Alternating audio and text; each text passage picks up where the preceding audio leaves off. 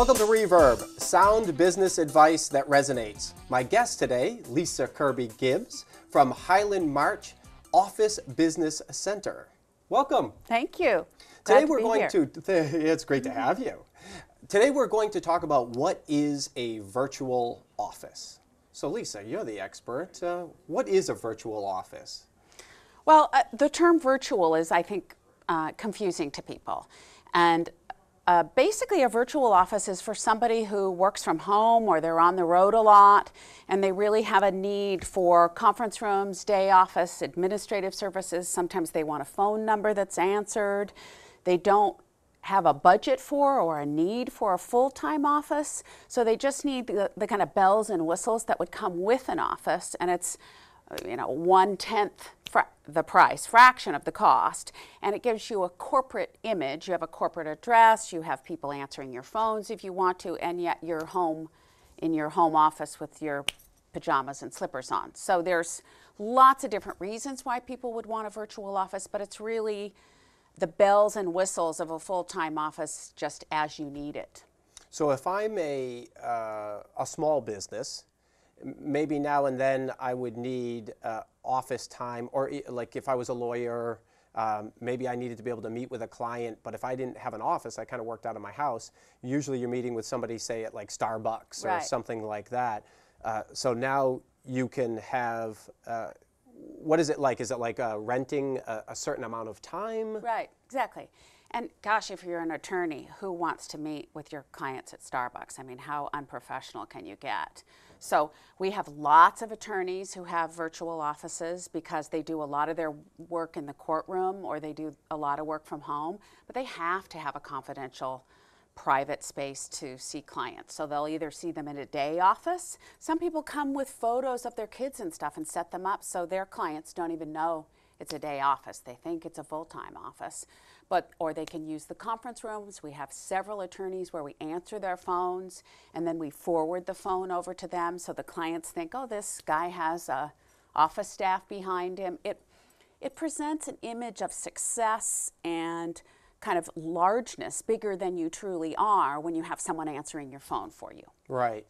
So you have office, a virtual office would have like office space, but then also like conference room if you were going to put on maybe a seminar or something like that? Yeah, we have a large seminar space that can hold 30, 35 people.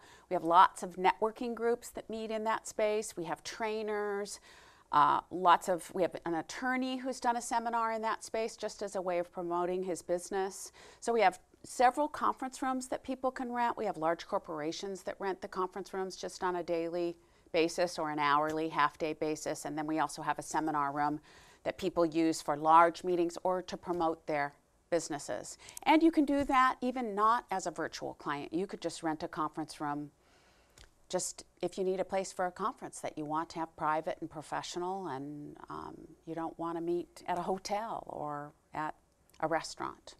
So you don't have to have a contract with a virtual office company, organization like yours. You could just have a one day, I needed a conference room for the day? Yeah. That type of thing works? Exactly. We have lots of corporations that do that. A couple startups, we just had a startup yesterday that meets on a monthly basis. They don't have the budget for a full-time office or even a virtual office. They don't have the need for it. They're very web-based and they all work from home, but in order to be collaborative, they have to be together on a monthly basis. So they're meeting once a month, and I think they're going to increase that as their budget grows. So it's a la carte. It's kind of, my feeling is, as any kind of business, especially in these economic times, you only want to buy what you need. And some people really need a full-time office. Some people don't need that. And it's my job, it's our client services job to help people figure out what's the most economical package for your business needs. Right. Now, let's back up a little bit to the whole concept of the phone number. And so do I have to use do I get a new phone number? Well, you could use your phone number and just have it forwarded over to our system. Okay. And then that way it's transparent. No, they're calling the number that's on your business card.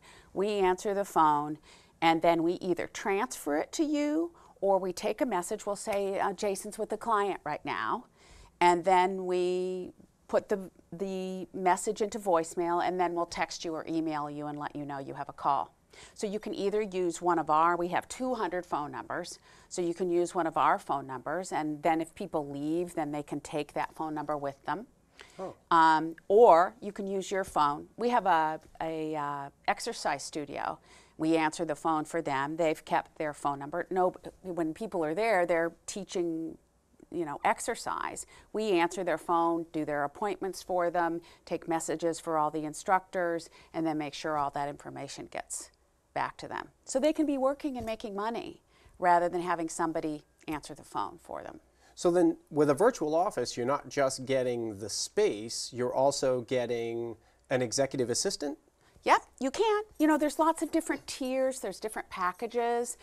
I customize just about every package just because it seems like every business has a little bit of different needs, but they all come, well, you can just have a phone number that's answered if you want to, and we have some businesses that do that, but you can have 5 hours of conference room time, 10 hours, 2 hours. You can just use the corporate address if you want to. There's so many different tiers.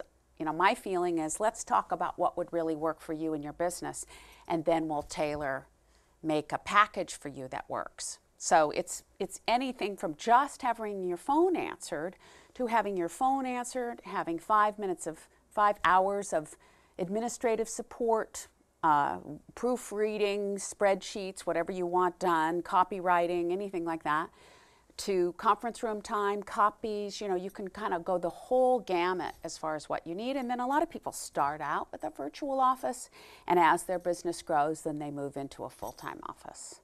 Because there's the opportunity to be able to do it more on a full-time basis than just that short time. Yeah, they feel like they need it more. A lot of people really can't work from home. It's tough for them to focus, or they've got little kids, and or there's just too many distractions. On that note, I work from home, and somebody said to me one time that they thought my transition from working at home, where my problem was going to be, is that I would be alone. Mm-hmm. I'd be by myself. Yeah. And how do you find that? Do you like being by yourself? I do. I love it. Yeah. Because I feel like I don't have the distractions of people.